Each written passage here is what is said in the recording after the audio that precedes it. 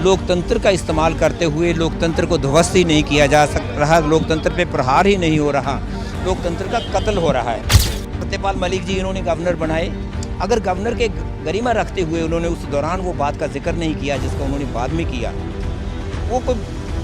वो एक भूचाल लाने वाली बात नहीं थी उनकी तरफ से। उन्होंने कोई एक गलत काम नहीं किया था।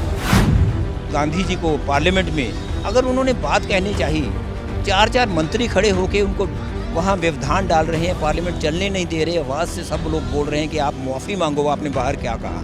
बाहर उन्होंने वही कहा जो हम सब फिर कह रहे हैं कि लोकतंत्र पे प्रहार हो रहा है। सरकार सिर्फ एक गल चाहती है भी ओपोजिशन को खत्म किया जाए। ਜਿਹੜੇ ਲੋਕ ਜਿਹੜੀ ਪਾਰਟੀ ਜਾਂ ਆਮ ਲੋਕ ਸਰਕਾਰ ਦੇ ਖਿਲਾਫ ਬੋਲਦੇ ਆ ਉਹਨਾਂ ਨੂੰ ਆਵਾਜ਼ ਨੂੰ ਰੋਕਣ ਦਾ ਕੰਮ ਸਰਕਾਰ ਅੱਜ ਕਰ ਰਹੀ ਹੈ ਕਿ ਡੈਮੋਕ੍ਰੈਟਿਕ ਕੰਟਰੀ ਦੇ ਵਿੱਚ ਅਸੀਂ ਕੋਈ ਵੀ ਚੀਜ਼ ਇਹਨਾਂ ਤੋਂ ਪੁੱਛ ਕੇ ਕਰੀਏ। ਸਾਡਾ ਇਹੀ ਇੱਕ ਮੈਸੇਜ ਹੈ ਸਮਾਜ ਨੂੰ ਵੀ। ਹੁਣ ਪਿੱਛੇ ਜੇ ਪੁਲਵਾਮਾ ਅਟੈਕ ਹੋਇਆ ਉਹਦੇ ਵਿੱਚ ਸਾਫ਼-ਸਾਫ਼ सत्यपाल मलिक जी ने कहा भी वो रुक सकता सीगा। अज कोई भी वर्ग है, हर वर्ग बीजेपी सरकार तो परेशान है। सरकार सिर्फ डिक्टेटरशिप की सरकार रह चुकी है, ये कोई आम लोगों की सरकार नहीं रही। हुण सानू विश्वास नहीं है सरकार ते। ये भी असी महसूस कर सकते, ये भी सोचते हैं भी कुछ भी हो सकता कि वो हमला भी प्री प्लैंड होवे। सरकार ने 2024 के चुनाव नूं देखते हुए, जम्मू कश्मीर के इलैक्शंस नूं देखते हुए वो हमला की पता प्री प्लैंड आप करवाया हुए। क्योंकि ये सत्यपाल मलिक जी ने भी कहा है भी मोदी जी नूं ना तो देश के जवानों नाल प्यार है, ना मोदी जी नूं देश की किने लोगों नाल प्यार है, ना उन्होंने कोई करप्शन तो खास नफरत है। बस उन्होंने सत्ता 'च रहना आंदा है तो सत्ता 'च रहने के लिए कोई भी चीज़ कर सकते हैं।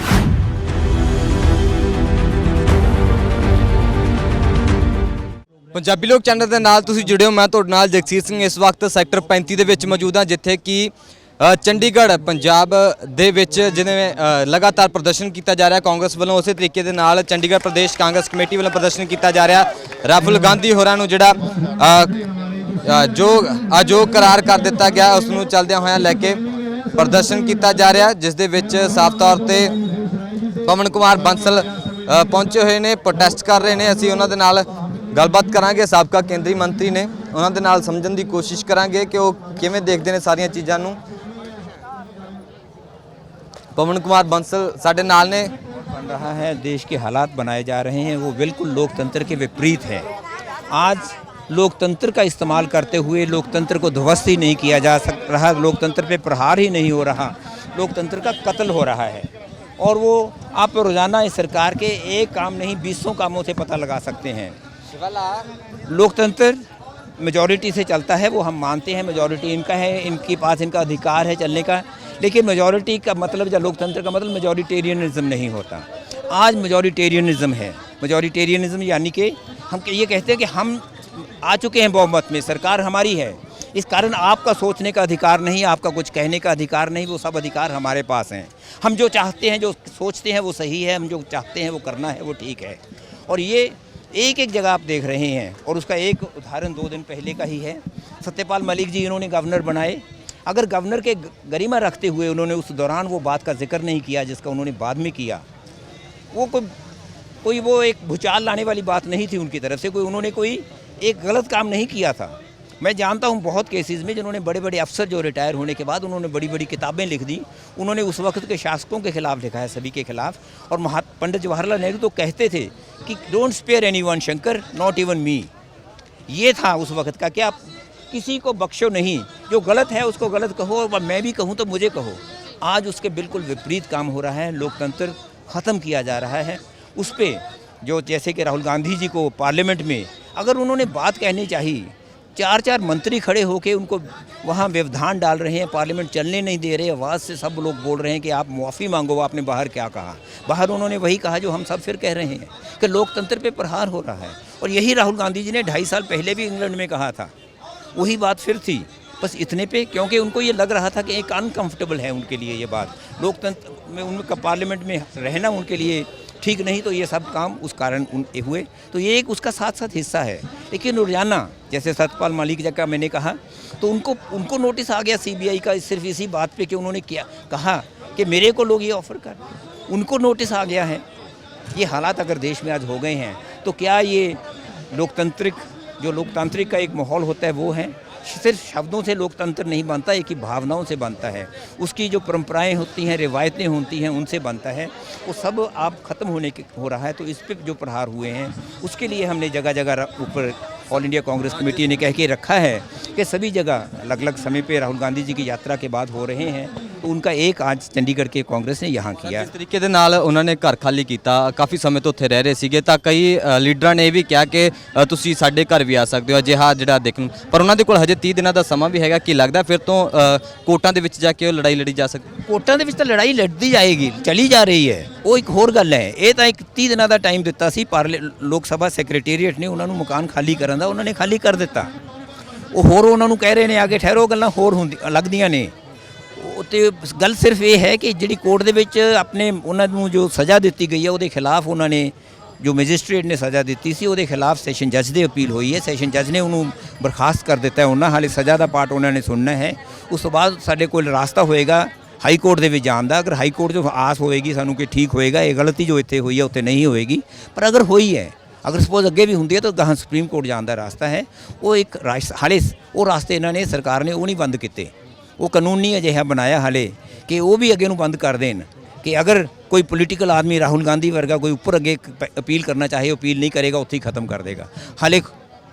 ਹਾਲੇ ਇੱਕ ਮੈਂ ਕਹਿ ਸਕਦਾ ਥੋੜੀ ਜਿਹੀ ਠੀਕ ਹੈ, ਇੱਕ ਸੰਤੋਸ਼ ਦੀ ਗੱਲ ਹੈ ਕਿ ਇੰਨਾ ਕੁ ਅਧਿਕਾਰ ਹਾਲੇ ਦਿੱਤਾ ਹੋਇਆ ਹੈ। ਇਸ ਦੇ ਵਿੱਚ ਰਾਹੁਲ ਗਾਂਧੀ ਲਗਾਤਾਰ ਇਹ ਵੀ ਕਹਿੰਦੇ ਨਜ਼ਰ ਆ ਰਹੇ ਨੇ ਕਿ ਅਸੀਂ ਸੱਚ ਬੋਲਦੇ ਸੀ, ਬੋਲਦੇ ਹਾਂ, ਬੋਲਦੇ ਰਵਾਂਗੇ। ਤਾਂ ਤੁਸੀਂ ਵੀ ਇਸ ਦੇ ਪ੍ਰੋਟੈਸਟ ਦਾ ਹਿੱਸਾ ਰੱਖਿਆ ਕਿ JPC ਦੀ ਜਿਹੜੀ ਹੈ ਅਡਾਨੀ ਸਮੂਹ ਦੀ ਜਿਹੜੀ ਕਾਰਵਾਈ ਹੋਣੀ ਚਾਹੀਦੀ ਹੈ, ਉਸ ਦੇ ਵਿੱਚ ਸਭ ਕੁਝ ਪਤਾ ਲੱਗ ਜਾਏ। ਜਦੋਂ UPA ਦੀ ਸਰਕਾਰ ਸੀ ਬਹੁਤ ਜਗ੍ਹਾ ਤੇ ਉਹਨਾਂ ਨੇ JPC ਮੰਗੀਆਂ ਤੇ JPC ਬਣਾਉਂਦੇ ਰਹੇ। ਉਹਦਾ ਇੱਕ ਸਾਰਿਆਂ ਨਾਲੋਂ ਵੱਡਾ ਅਧਿਕਾਰ ਹੈ, ਇੱਕ ਉਦਾਹਰਨ ਹੈ ਕਿ 2G ਤੇ ਕਿੱਡਾ ਵੱਡਾ ਇੱਕ ਉਹ ਬਾਅਦ 'ਚ ਇੱਕ ਪਲੰਦਾ ਝੂਠ ਦਾ ਨਿਕਲਿਆ। ਰਾਜਾ ਨੂੰ ਹੋਰ ਮੰਤਰੀਆਂ ਨੂੰ ਸਜ਼ਾ ਹੋ ਗਈ, ਸਜ਼ਾ ਕਈ ਮਹੀਨੇ ਉਹਨਾਂ ਨੇ ਅੰਦਰ ਲਗਾ ਦਿੱਤੇ ਕਿਉਂਕਿ ਉਧਰੋਂ ਜੇ ਇਹ ਕਹਿਤਾ ਸੀ ਉਹਨਾਂ ਨੇ। ਫਿਰ ਉਹ JPC ਦੇ ਜ਼ਰੀਏ ਵੀ ਉਹੀ ਗੱਲਾਂ ਫਿਰ ਸਾਹਮਣੇ ਆ ਗਈਆਂ ਜਿਹੜੀਆਂ ਹੋਈਆਂ ਕਿ ਇਹਦੇ ਵਿੱਚ ਕੋਈ ਘਪਲਾ ਹੋਇਆ ਹੈ 2G ਦੇ ਉਸ ਵਕਤ ਸਪੈਕਟਰਮ ਨੂੰ ਵੰਡਣ 'ਚ। ਜਦੋਂ ਕੋਰਟ ਦੇ ਵਿੱਚ ਕੇਸ ਗਏ ਸਭ ਕੁਝ ਠੱਪ ਹੋ ਗਿਆ। ਕੀ ਨਿਕਲਿਆ ਉਹਦੇ ਵਿੱਚੋਂ ਸਾਰੇ? ਪਰ ਅਸੀਂ ਫਿਰ ਵੀ JPC ਬਣਾਈ ਸੀ ਕਿਉਂਕਿ ਲੋਕਾਂ ਦੀ ਮੰਗ ਸੀ, ਆਪੋਜੀਸ਼ਨ ਦੀ ਮੰਗ ਸੀ। ਇੱਥੇ ਐਡੀ ਵੱਡੀ ਮੰਗ ਕੀਤੀ ਜਾ ਰਹੀ ਹੈ ਕਿ ਇੰਨਾ ਪੈਸਾ ਬਾਹਰੋਂ ਆਇਆ ਹੈ। ਉਸ ਕੰਪਨੀ ਜਿਹੜੀ ਫੇਲ ਹੋ ਚੱਲੀ ਸੀ ਇੱਕ ਗੱਲ ਦੇ ਵਿੱਚ, ਉਹਨਾਂ ਦਾ ਇੱਕ ਆਪਣਾ ਇਸ਼ੂ ਸੀ ਜਿਹੜਾ FPO, ਉਹ ਖਤਮ ਹੋ ਰਿਹਾ ਸੀਗਾ, ਉਹ 'ਤੇ ਕੋਈ ਲੋਕਾਂ ਦਾ ਰਿਸਪੌਂਸ ਨਹੀਂ ਸੀਗਾ। ਤੇ ਉਹਦੇ ਵਾਸਤੇ 20,000 ਕਰੋੜ ਰੁਪਈਆ ਕਿੱਥੋਂ ਆਇਆ, ਕਿਹਦਾ ਹੈ, ਕਿਹੜੀਆਂ ਕੰਪਨੀਆਂ ਦਾ, ਜਿਨ੍ਹਾਂ ਨੇ 80 90% ਆਪਣਾ ਜੋ ਉਹਨਾਂ ਦਾ ਪੂਰਾ ਕੈਪੀਟਲ ਦੱਸਿਆ ਹੈ ਉਹਦੇ ਵਿੱਚ ਉਹਨਾਂ ਨੇ ਲਗਾ ਦਿੱਤਾ। ਇਹਦੇ ਪੁੱਛਣ ਦਾ ਕੋਈ ਗੁਨਾਹ ਹੈ? ਕੀ ਇਸ ਤੇ JPC ਨਹੀਂ ਬਣਨੀ ਚਾਹੀਦੀ?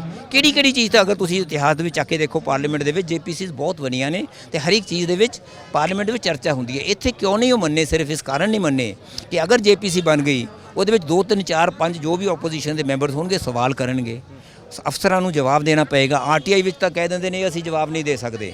ਇਹ ਸਾਡੀ ਜਿਹੜੀ ਇੰਟਰਨਲ ਸਿਕਿਉਰਿਟੀ, ਇਹ ਸਿਕਿਉਰਿਟੀ ਵੀ ਉਹ ਗੱਲਾਂ ਕਹਿ ਕੇ ਤੇ ਕਾਰਨ ਅਸੀਂ ਜਵਾਬ ਨਹੀਂ ਦੇ ਸਕਦੇ। ਉੱਥੇ ਉਹ ਗੱਲਾਂ ਦੇ ਜਵਾਬ ਦੇਣੇ ਪੈ ਜਾਣਗੇ, ਸਾਡੇ ਲਈ ਮੁਸ਼ਕਿਲ ਪਏਗੀ। ਇਸ ਕਾਰਨ JPC ਨੇ ਮੰਨੀ। ਰਾਹੁਲ ਗਾਂਧੀ ਦੀਆਂ ਸਿਰਫ ਕਸੂਰ ਇਹ ਨੇ ਕਿ ਉਹ ਇਹ ਆਵਾਜ਼ਾਂ ਉਠਾ ਰਹੇ ਨੇ। ਸਰ, ਪੁਲਵਾਮਾ ਅਟੈਕ ਹੁੰਦਾ, ਉਸ ਦੇ ਵਿੱਚ 40 ਜਿਹੜੇ ਜਵਾਨ ਸ਼ਹੀਦ ਹੁੰਦੇ ਨੇ। वो आपको उनसे पूछना पड़ेगा, लेकिन ये है कि वो पार्टी का नेतृत्व करते रहेंगे, बड़े ज़ोर के साथ वो लगे हुए हैं आगे। सभी लोग उनकी तरफ अपनी नज़रें लगाए रखते हैं कि वो क्या चीज़ कैसे करते हैं। लोगों के लिए एक प्रोत्साहन का वो स्रोत हैं। वो लोगों को इंस्पिरेशन मिलती है उनसे, उनके एक काम से, जो उन्होंने कहा कि डरो मत, काम पे लगो। उस तरह से हमें है कि वो तो उन्होंने कहा है कि मैं अपने इसी रास्ते पे, सच्चाई के रास्ते पे चलता रहूँगा और लोगों की आवाज़ उठाता रहूँगा। मैं पार्लियामेंट में हूँ या नहीं हूँ ये ਸੈਕੰਡਰੀ ਬਾਤ ਹੈ। ਬੰਸਲ ਸਾਹਿਬ, ਪੁਲਵਾਮਾ ਅਟੈਕ ਹੁੰਦਾ, ਉਸ ਤੋਂ ਬਾਅਦ ਜਿਹੜਾ ਬੀਤੇ ਦਿਨਾਂ ਦੇ ਵਿੱਚ ਵੀ ਹੁਣ 5 ਜਵਾਨ ਸ਼ਹੀਦ ਹੋਏ ਨੇ, ਉਸ ਨੂੰ ਕਿਵੇਂ ਦੇਖਦੇ ਹੋ ਕਿ ਕਿਸ ਤਰੀਕੇ ਦੇ ਨਾਲ ਉਸ ਦਾ ਵੀ ਕੋਈ ਜੋ ਹਰੀ ਗੱਲ ਤੇ ਜ਼ਿਕਰ ਕਰਨ ਦਾ ਸਮੇਂ ਨਹੀਂ ਹੈ। ਪੁਲਵਾਮਾ ਤੇ ਸਿਰਫ ਉਹਨਾਂ ਨੇ ਸਤਪਾਲ ਮਲਿਕ ਜੀ ਨੇ ਕਿਹਾ ਹੈ, ਉਸ ਤੋਂ ਬਾਅਦ ਹੋਰ ਮੈਂ ਕਹਿਣਾ ਨਹੀਂ ਚਾਹੁੰਦਾ। ਹਾਲੇ ਮੈਨੂੰ ਨਹੀਂ ਉਸ ਤੋਂ ਬਾਅਦ ਪਤਾ, ਮੈਂ ਜਿਹੜੀ ਗੱਲ ਦਾ ਨਾ ਪਤਾ ਹੋਵੇ ਨਹੀਂ ਕਹਿਣਾ ਚਾਹੀਦਾ।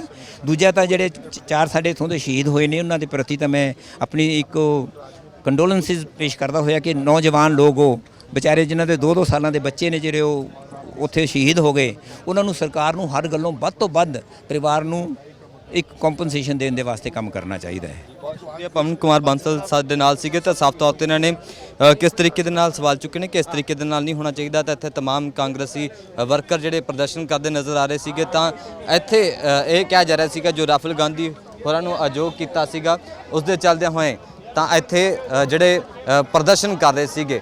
ਤਾਂ ਪਵਨ ਕੁਮਾਰ ਬਾਂਸਲ ਹੋਰਾਂ ਦੇ ਨਾਲ ਗੱਲਬਾਤ ਕਰਾਈ ਹੈ, ਕਿਸ ਤਰੀਕੇ ਦੇ ਨਾਲ ਉਹਨਾਂ ਨੇ ਗੱਲ ਆਪਣੀ ਰੱਖੀ ਹੈਗੀ ਆ। ਤਾਂ ਸਾਡੇ ਨਾਲ ਸਚਿਨ ਗੱਲ ਵੀ ਨੇ, ਉਹਨਾਂ ਦੇ ਨਾਲ ਗੱਲਬਾਤ ਕਰਦੇ ਆ। ਕਿਵੇਂ ਦੇਖਦੇ ਹੋ ਗਲਵ ਸਾਹਿਬ, ਇੱਥੇ ਪ੍ਰਦਰਸ਼ਨ ਕੀਤਾ ਜਾ ਰਿਹਾ, ਸਾਫ਼ ਤੌਰ ਤੇ ਅਯੋਗ ਕਰਾਰ ਕਰ ਦਿੱਤਾ ਗਿਆ, ਤਾਂ ਕੀ ਲੱਗਦਾ ਹੈ ਕਿਸ ਚੀਜ਼ ਦੀ ਰਵੱਈਆ ਕੀ ਹੈ ਸਰਕਾਰਾਂ ਦਾ, ਭਾਵੇਂ ਉਹ ਕੇਂਦਰ ਦੀ ਹੈ ਭਾਵੇਂ ਪੰਜਾਬ ਦੀ? ਜੀ ਸਰਕਾਰਾਂ ਦਾ ਰਵੱਈਆ ਹਮੇਸ਼ਾ ਲੋਕਾਂ ਦੇ ਖਿਲਾਫ ਰਿਹਾ, ਓਪੋਜੀਸ਼ਨ ਦੇ ਖਿਲਾਫ ਰਿਹਾ ਹੈ। ਸਰਕਾਰ ਸਿਰਫ ਇੱਕ ਗੱਲ ਚਾਹੁੰਦੀ ਹੈ ਵੀ ਓਪੋਜੀਸ਼ਨ ਨੂੰ ਖਤਮ ਕੀਤਾ ਜਾਵੇ। ਜਿਹੜੇ ਲੋਕ, ਜਿਹੜੀ ਪਾਰਟੀ ਜਾਂ ਆਮ ਲੋਕ ਸਰਕਾਰ ਦੇ ਖਿਲਾਫ ਬੋਲਦੇ ਆ, ਉਹਨਾਂ ਨੂੰ ਆਵਾਜ਼ ਨੂੰ ਰੋਕਣ ਦਾ ਕੰਮ ਸਰਕਾਰ ਅੱਜ ਕਰ ਰਹੀ ਹੈ। ਭਾਵੇਂ ਤੁਸੀਂ ਥੋੜੇ ਦਿਨ ਪਹਿਲਾਂ ਵੇਖਿਆ ਸੀ ਸੱਤੇਪਾਲ ਮਲਿਕ ਦੀ ਇੰਟਰਵਿਊ ਦਿਖਾ ਰਹੇ ਸੀ ਸਟੂਡੈਂਟ ਸੈਂਟਰ ਤੇ, ਉਹ ਵੀ ਸਾਨੂੰ ਰੋਕਿਆ ਗਿਆ ਕਿ ਡੈਮੋਕ੍ਰੈਟਿਕ ਕੰਟਰੀ ਦੇ ਵਿੱਚ ਅਸੀਂ ਕੋਈ ਵੀ ਚੀਜ਼ ਇਹਨਾਂ ਤੋਂ ਪੁੱਛ ਕੇ ਕਰੀਏ। ਸਾਡਾ ਇਹੀ ਇੱਕ ਮੈਸੇਜ ਹੈ ਸਮਾਜ ਨੂੰ ਵੀ। ਹੁਣ ਪਿੱਛੇ ਜੇ ਪੁਲਵਾਮਾ ਅਟੈਕ ਹੋਇਆ, ਉਹਦੇ ਵਿੱਚ ਸਾਫ਼-ਸਾਫ਼ ਸੱਤੇਪਾਲ ਮਲਿਕ ਜੀ ਨੇ ਕਿਹਾ ਵੀ ਉਹ ਰੁਕ ਸਕਦਾ ਸੀਗਾ। ਅੱਜ ਕੋਈ ਵੀ ਵਰਗ ਹੈ, ਹਰ ਵਰਗ ਬੀਜੇਪੀ ਸਰਕਾਰ ਤੋਂ ਪਰੇਸ਼ਾਨ ਹੈ। ਸਰਕਾਰ ਸਿਰਫ ਡਿਕਟੇਟਰਸ਼ਿਪ ਦੀ ਸਰਕਾਰ ਰਹਿ ਚੁੱਕੀ ਹੈ, ਇਹ ਕੋਈ ਆਮ ਲੋਕਾਂ ਦੀ ਸਰਕਾਰ ਨਹੀਂ ਰਹੀ। ਪੁੰਛ ਦੇ ਵਿੱਚ ਵੀ ਜਿਹੜੇ 5 ਜਵਾਨ ਸ਼ਹੀਦ ਹੋਏ ਨੇ, ਉਸ ਦੇ ਵਿੱਚ 4 ਪੰਜਾਬ ਦੇ ਨੇ। ਉਸ ਦੇ ਪਿੱਛੇ ਕੀ ਲੱਗਦਾ? ਜਿਵੇਂ ਸਭ ਤੋਂ ਪਹਿਲਾਂ ਕਈ ਨੈਸ਼ਨਲ ਮੀਡੀਆ ਨੇ ਇਸ ਤਰੀਕੇ ਦੇ ਨਾਲ ਚਲਾਇਆ ਕਿ ਅੱਗ ਲੱਗ ਗਈ, ਫਿਰ ਕਹਿੰਦੇ ਗੋਲੀ ਲੱਗੀ ਹੈ, ਫਿਰ ਕਹਿੰਦੇ ਗ੍ਰਨੇਡ ਵੀ ਹੈ। ਉਸ ਨੂੰ ਕਿਸ ਤਰੀਕੇ ਨਾਲ ਦੇਖਦੇ ਹੋ ਕਿ ਉਹ ਕੀ ਸਾਜ਼ਿਸ਼ ਹੋ ਸਕਦੀ ਹੈ, ਕਿ ਵਾਕਈ ਕੋਈ ਹਾਦਸਾ ਸੀਗਾ ਜਾਂ ਫਿਰ ਉਸ ਦੇ ਪਿੱਛੇ ਕੋਈ ਹੈਗੀ ਗੱਲ? ਦੇਖੋ, ਪਾਸਟ ਹਿਸਟਰੀ ਬੀਜੇਪੀ ਦੀ ਦੇਖਦੇ ਆ ਤਾਂ ਸਾਫ਼ ਕਿਤੇ ਨਾ ਕਿਤੇ ਲੱਗਦਾ ਹੈ ਹੁਣ ਸਾਨੂੰ ਵਿਸ਼ਵਾਸ ਨਹੀਂ ਰਿਹਾ ਸਰਕਾਰ ਤੇ। ਇਹ ਵੀ ਅਸੀਂ ਮਹਿਸੂਸ ਕਰ ਸਕਦੇ, ਇਹ ਵੀ ਸੋਚਦੇ ਆ ਵੀ ਕੁਝ ਵੀ ਹੋ ਸਕਦਾ ਕਿ ਉਹ ਹਮਲਾ ਵੀ ਪ੍ਰੀ ਪਲਾਨਡ ਹੋਵੇ। ਸਰਕਾਰ ਨੇ 2024 ਦੇ ਚੁਣਾਵ ਨੂੰ ਦੇਖਦੇ ਹੋਏ, ਜੰਮੂ ਕਸ਼ਮੀਰ ਦੇ ਇਲੈਕਸ਼ਨਸ ਨੂੰ ਦੇਖਦੇ ਹੋਏ ਉਹ ਹਮਲਾ ਕੀ ਪਤਾ ਪ੍ਰੀ ਪਲਾਨਡ ਆਪ ਕਰਵਾਇਆ ਹੋਏ, ਕਿਉਂਕਿ ਇਹ ਸੱਤੇਪਾਲ ਮਲਿਕ ਜੀ ਨੇ ਵੀ ਕਿਹਾ ਵੀ ਮੋਦੀ ਜੀ ਨੂੰ ਨਾ ਤਾਂ ਦੇਸ਼ ਦੇ ਜਵਾਨਾਂ ਨਾਲ ਪਿਆਰ ਹੈ, ਨਾ ਮੋਦੀ ਜੀ ਨੂੰ ਦੇਸ਼ ਦੀ ਕਿੰਨੇ ਲੋਕਾਂ ਨਾਲ ਪਿਆਰ ਹੈ, ਨਾ ਉਹਨਾਂ ਨੂੰ ਕੋਈ ਕਰਪਸ਼ਨ ਤੋਂ ਖਾਸ ਨਫ਼ਰਤ ਹੈ। ਬਸ ਉਹਨਾਂ ਨੂੰ ਸੱਤਾ 'ਚ ਰਹਿਣਾ ਆਉਂਦਾ ਤੇ ਉਹ ਸੱਤਾ 'ਚ ਰਹਿਣ ਦੇ ਲਈ ਕੋਈ ਵੀ ਚੀਜ਼ ਕਰ ਸਕਦੇ ਆ। ਜੈ ਭਾਰਤ ਸੱਤਿਆਗ੍ਰਹਿ ਦੀ ਸ਼ੁਰੂਆਤ ਕਰ ਲਈ ਅੱਜ, ਤਾਂ ਕਿਸ ਤਰੀਕੇ ਦੇ ਨਾਲ ਕਿੱਥੋਂ ਤੱਕ ਇਹ ਆਵਾਜ਼ ਜਾਏਗੀ? ਖਾਸ ਤੌਰ ਤੇ ਜੋ ਚੰਡੀਗੜ੍ਹ ਕਾਂਗਰਸ ਹੈ ਉਹੀ ਇਸ ਦਾ ਪ੍ਰਦਰਸ਼ਨ ਕਰੇਗੀ ਜਾਂ ਪੰਜਾਬ ਕਾਂਗਰਸ ਵੀ ਇਸ ਦੇ ਨਾਲ ਹਿੱਸਾ ਬਣੇਗੀ? ਇਹ ਆਲ ਇੰਡੀਆ ਕਾਲ ਸੀਗੀ ਕਾਂਗਰਸ ਵੱਲੋਂ ਜੀ। ਸੱਤਿਆਗ੍ਰਹਿ ਗਾਂਧੀ ਜੀ ਨੇ ਸੱਤਿਆਗ੍ਰਹਿ ਸ਼ੁਰੂ ਕੀਤਾ ਸੀ, ਅੱਜ ਦੁਬਾਰਾ ਸੱਤਿਆਗ੍ਰਹਿ ਕਰਨ ਦਾ ਟਾਈਮ ਆ ਗਿਆ ਹੈ। ਕਿਉਂਕਿ ਉਹ ਲੜਾਈ ਸੀਗੀ ਉਹ ਬ੍ਰਿਟਿਸ਼ਰਸ ਖਿਲਾਫ ਸੀਗੀ, ਗੋਰਿਆਂ ਦੇ ਖਿਲਾਫ ਸੀ। ਅੱਜ ਦੀ ਲੜਾਈ ਜਿਹੜੀ ਹੈ ਉਹ ਇਹ ਬੀਜੇਪੀ ਦੇ ਲੋਕਾਂ ਦੇ ਖਿਲਾਫ ਹੈ, ਕਿਉਂਕਿ ਬੀਜੇਪੀ ਪਾਰਟੀ ਅੱਜ ਉਹ 1947 ਦੇ ਪਹਿਲਾਂ ਦੇ ਬ੍ਰਿਟਿਸ਼ਰਸ ਹੀ ਹੈਗੇ ਜਿਹੜੇ ਦੇਸ਼ ਦੇ ਨਾਲ ਧੱਕਾ ਕਰ ਰਹੇ ਹੈ। ਉਸੇ ਲੜਾਈ ਦੇ ਖਿਲਾਫ ਇਹ ਲੜਾਈ ਚੱਲ ਰਹੀ ਹੈ ਤੇ ਸੱਤਿਆਗ੍ਰਹਿ ਆਉਣ ਵਾਲੇ ਸਮੇਂ ਦੇ ਵਿੱਚ ਮੈਨੂੰ ਲੱਗਦਾ ਹਰ ਇਨਸਾਨ ਨੂੰ, ਦੇਸ਼ ਦੇ ਹਰ ਨਾਗਰਿਕ ਨੂੰ ਸੱਤਿਆਗ੍ਰਹਿ ਕਰਨਾ ਪੈਣਾ ਵੀ ਅਸੀਂ ਬੀਜੇਪੀ ਸਰਕਾਰ ਦੇ ਖਿਲਾਫ ਹੈ ਤੇ ਵੋਟ ਨਹੀਂ ਪਾਵਾਂਗੇ 24 ਦੇ ਵਿੱਚ। ਸ਼ੁਕਰੀਆ ਸਚਿਨ ਜੀ। ਤਾਂ ਸਾਫ਼ ਤੌਰ ਤੇ ਇਹਨਾਂ ਨੇ ਆਪਣੇ ਵੀ ਸਵਾਲ ਰੱਖੇ ਨੇ ਕਿਸ ਤਰੀਕੇ ਦੇ ਨਾਲ ਕਹਿੰਦੇ ਰਵੱਈਆ ਜਿਹੜਾ ਕੇਂਦਰ ਦੀ ਸਰਕਾਰ ਦਾ ਹੈਗਾ, ਤਾਂ ਆਉਣ ਵਾਲੇ ਸਮੇਂ ਦੇ ਵਿੱਚ ਕਿਸ ਤਰੀਕੇ ਦੇ ਨਾਲ ਜੋ ਪੂਰੇ ਭਾਰਤ ਦੀ ਦਿਸ਼ਾ ਹੁੰਦੀ ਹੈ, ਕੌਣ ਪੰਜਾਬ ਦਾ, ਭਾਰਤ ਦਾ ਜੋ ਨੁਮਾਇੰਦਾ ਹੈ ਲੋਕ ਚੁਣਦੇ ਨੇ। ਕਿਉਂਕਿ ਜਿਸ ਤਰੀਕੇ ਦੇ ਨਾਲ ਪੰਜਾਬ ਦੇ ਵਿੱਚ VOTING ਹੋਈ ਹੈ, ਜਿਸ ਤਰੀਕੇ ਦੇ ਨਾਲ ਪੂਰੇ ਭਾਰਤ ਦੇ ਵਿੱਚ VOTING ਹੋਈ ਹੈ, ਵੱਖ-ਵੱਖ ਸਟੇਟਾਂ ਦੇ ਵਿੱਚ ਪ੍ਰਧਾਨ ਮੰਤਰੀ ਨਰਿੰਦਰ ਮੋਦੀ ਬਣੇ ਨੇ, ਉਸੇ ਤਰੀਕੇ ਦੇ ਨਾਲ ਕਈ ਅਜਿਹੀਆਂ ਪਾਰਟੀਆਂ ਨੇ। ਨੈਸ਼ਨਲ ਕਾਂਗਰਸ ਪਾਰਟੀ ਦੀ ਗੱਲ ਕੀਤੀ ਜਾਵੇ, ਇਹਨਾਂ ਦਾ ਕਹਿਣਾ ਹੈ ਕਿ ਸਾਨੂੰ ਖਤਮ ਕਰਨ ਦੀ ਕੋਸ਼ਿਸ਼ ਹੈ ਕਿ ਵਿਰੋਧੀ ਧਿਰ ਕੋਈ ਰਹੇ ਨਾ। ਇਸ ਤਰੀਕੇ ਦੇ ਨਾਲ ਜਿਹੜੇ ਇਹਨਾਂ ਨੇ ਸਵਾਲ ਚੁੱਕੇ ਨੇ। ਵਿਚਾਰਜੂ ਸੰਜੇ ਕਰੋ, ਕੈਮਰੇ ਸਾਹਿਬ ਜੋਗਦੇਵ ਸੀ ਸ਼ਿਵਾ, ਧੰਨਵਾਦ।